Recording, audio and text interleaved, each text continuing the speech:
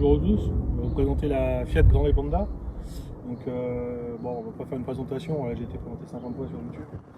On va juste faire un petit comparatif par rapport à la Spring que j'ai eu pendant 60 000 km.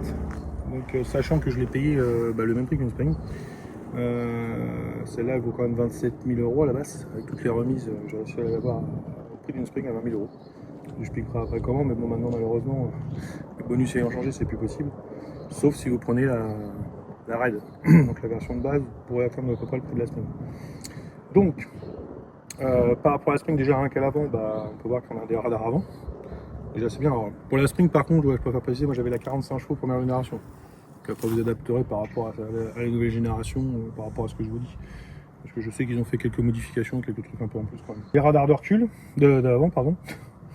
Qu'il n'y a pas sur la Spring. Donc, ce qu'il y a d'autre aussi par rapport à la Spring, donc on a capteur de pluie. Bon après, on a le système des lignes blanches et de vitesse.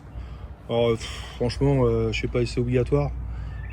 Enfin pas le capteur de pluie, mais le truc de vitesse, c'est vraiment de la merde. Si ce qu'il voit pas un panneau, il sait pas où il est. Ça affiche n'importe quoi. Je comprends pas que ce soit pas relié par GPS. Et qu'on sache la vitesse par GPS. Le truc des lignes blanches. Ce matin, je double une voiture, il détecte les pointillés, il me met un coup de volant d'un coup. J'avais oublié de le couper. En général, je coupe au début, à chaque fois, je coupe les deux. Parce que ça bip pour les panneaux dès qu'on passe d'un km/h. C'est chiant. Donc, voilà. Donc, ça, c'est pas. Franchement, c'est pas une réussite. Hein. C'est obligatoire, mais vu le coup de volant qu'il m'a mis ce matin, franchement, sur les pointillés, ça surprend. On se demande ce qui se passe. C'est n'importe quoi. Alors, à la limite, je dis pas sur l'autoroute, ça peut être bien. Parce qu'il va bien détecter les lignes. Si on s'endort, je dis pas qu'il va bien capter les lignes et va remettre en ligne. Là, pourquoi pas, mais sur les départementales. Alors à la limite, ils auraient dû le faire que sur sur l'autoroute comme ça par GPS. Le GPS, il sait où on est. Hein. Si ils sont sur l'autoroute, ils auraient pu faire un genre de système comme ça. Parce que là, franchement, ça marche pas du tout. Enfin, c'est pas au point du tout. Alors je sais pas si c'est sur celle-là ou c'est sur d'autres. J'en ai jamais essayé avec les systèmes de ligne blanche et bon, après la détection de panneaux, il les détecte. Donc là après, c'est si on dépasse d'un km/h à la vitesse, donc ça gueule, c'est normal. C'est chiant. Ça il faut tout regarder, enfin regarder entre guillemets. Dès que ça sonne, faut ralentir. Enfin, c'est un peu relou, quoi. Donc voilà pour ça, pour le système. Moi je trouve pas ça, vous me direz en commentaire, vous, si ceux qu'on a, si vraiment ça fonctionne bien, mais moi je trouve ça les départementales pas top. J'ai pas fait d'autoroute encore avec. Pour les départementales, je verrai à l'usage. De toute façon en général je le coupe, là j'avais oublié. Mais là, le coup de volant que j'ai pris en me rabattant sur la voiture qui repart dans l'autre sens, ouais, c'est pas génial. Surtout que c'était des pointillés, donc lui, pour lui, il a détecté une ligne blanche. Sur l'arrêt d'Allier, voilà. Donc les feux, on a les feux, donc bon, forcément feu de jour à LED, classique. Les feux en bas sont classiques en LED, ce qu'il n'y avait pas sur la Spring, c'était les ampoules. Voilà. Là, ils ont mis une trappe, bon après ça vous l'avez vu dans la vidéo, il y a une trappe là pour un câble qui sort de 4,50 m, donc ça c'est pratique, ça évite de trimballer quand même le câble partout, et vous pouvez le brancher sur les bornes. Donc ça c'est un bon avantage. Et donc bien sûr il y a la recharge plus puissante à l'arrière pour le combo CCS au niveau de la trappe, comme une trappe à essence à l'arrière. Voilà. Ensuite, qu'est-ce qu'on peut voir? Déjà, Jean Palu, ce qu'il n'y avait pas sur la Spring. Ouais. Bon, sur l'arête, c'est des gens de tôle qui ont un boulot, qui sont blanches avec un petit centre noir. Je trouve que ça fait pas dégueulasse.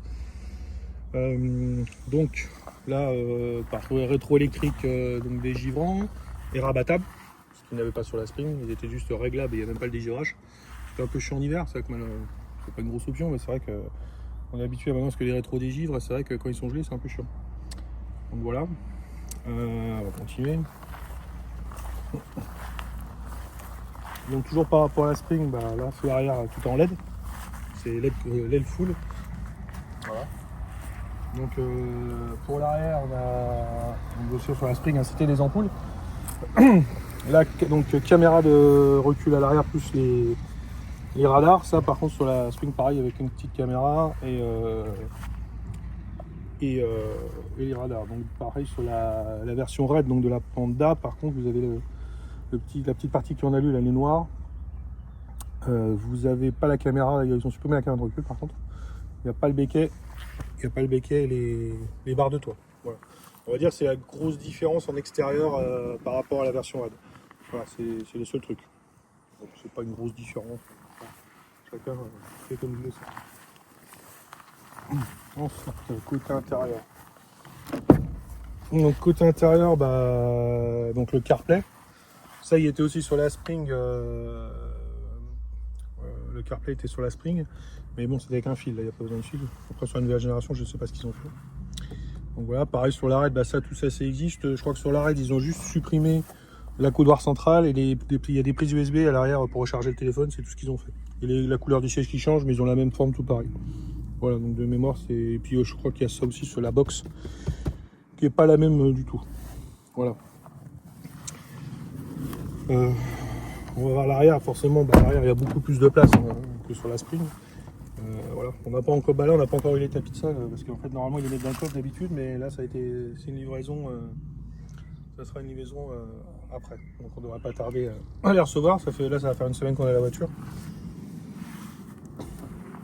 Donc là elle a 300 km, donc comme ça j'ai pu rouler un peu avec pour voir exactement. Comparativement avec la Spring, bon, au niveau comportement routier ça n'a rien à voir. Déjà beaucoup moins de roulis, même si la Spring, niveau tenue de route, alors la Spring, disons qu'avec les pneus d'origine qu'ils avaient mis, qui est une honte, leurs pneus chinois, moi je les ai changés au bout de 10 000 bornes parce que c'est honteux de vendre une voiture avec des pneus comme ça qui ne tiennent pas la route du tout sous la pluie, c'en était même dangereux.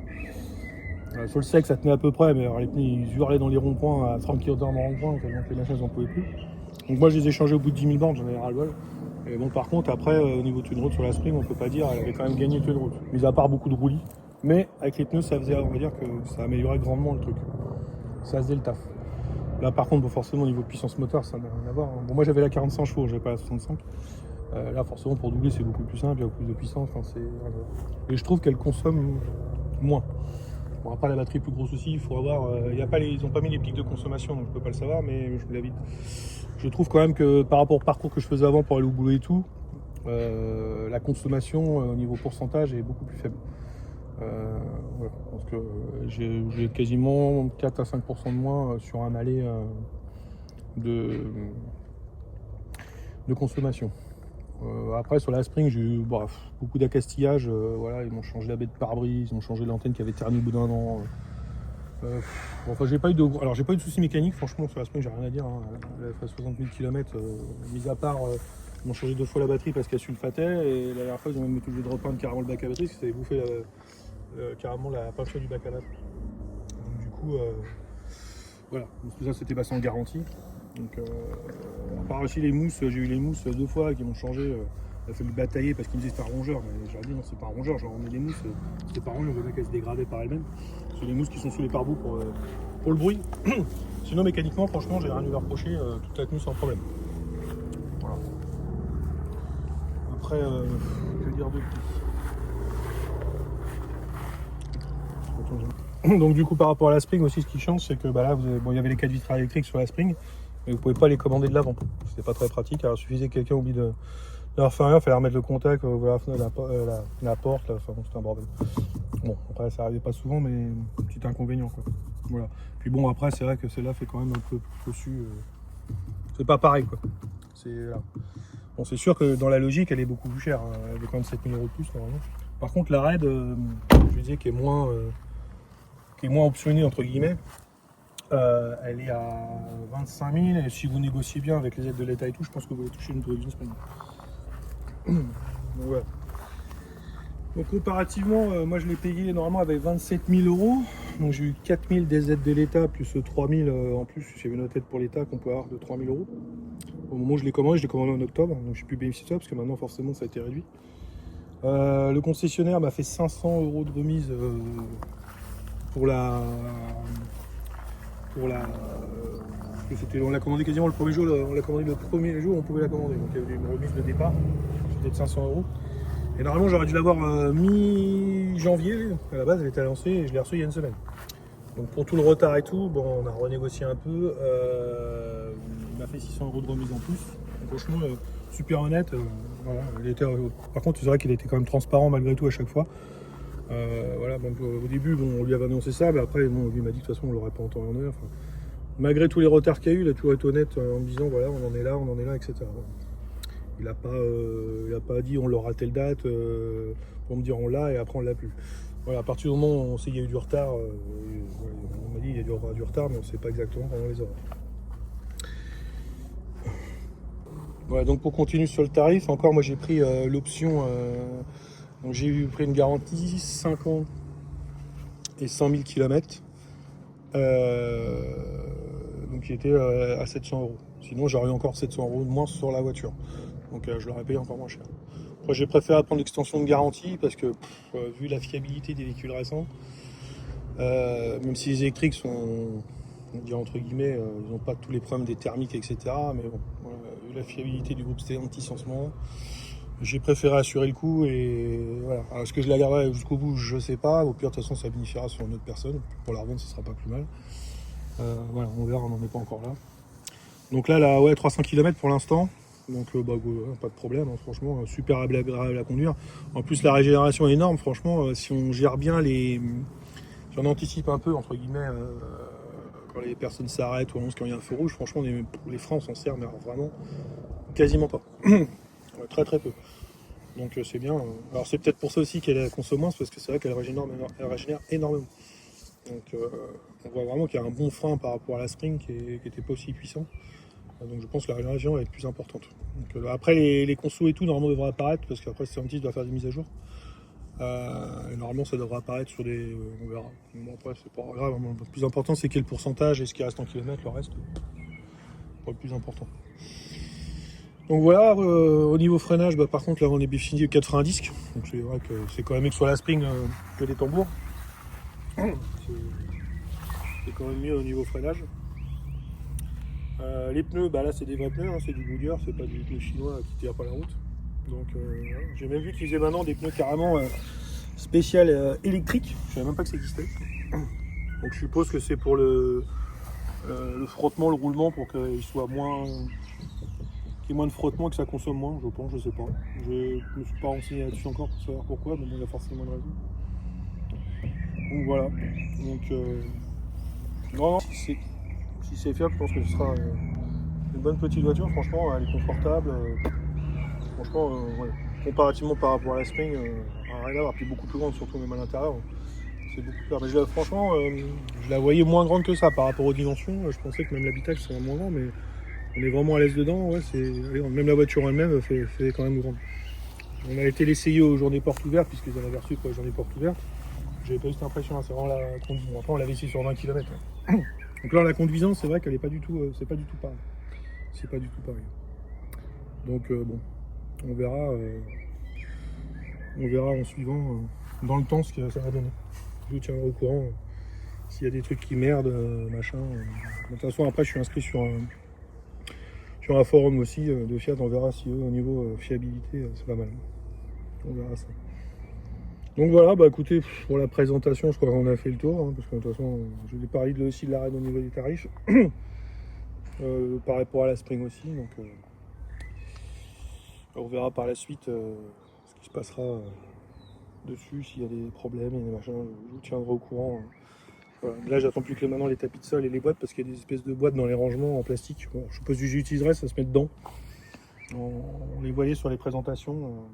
On verra. Normalement, d'habitude, quand ils me disaient le conseiller, mettre ça dans le coffre, mais là, il n'y avait rien, ça arrive après maintenant. Donc, voilà. Bon, je crois qu'ils ont été un peu dépassés par les livraisons, comme ils avaient du retard et tout, c'était un peu le bordel.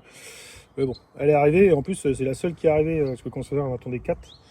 Et je suis le seul à l'avoir eu pour l'instant sur les commandes qu'il a fait en peu de temps proche. Parce qu'elles ont été fabriquées en même temps, elles sont arrivées, en stockage en même temps, et c'est la seule qui a été livrée. Donc tant mieux, parce que depuis le temps qu'on attendait, ça commence à être long. Voilà. Bon, écoutez, je pense qu'on a fait le tour. On a à peu près du niveau tarif, les comparaisons, etc. On n'a plus qu'à voir. On fera une petite vidéo de temps en temps pour vous dire l'évolution de cette voiture. On fera, je sais pas tous les combien de temps on fera en kilomètres.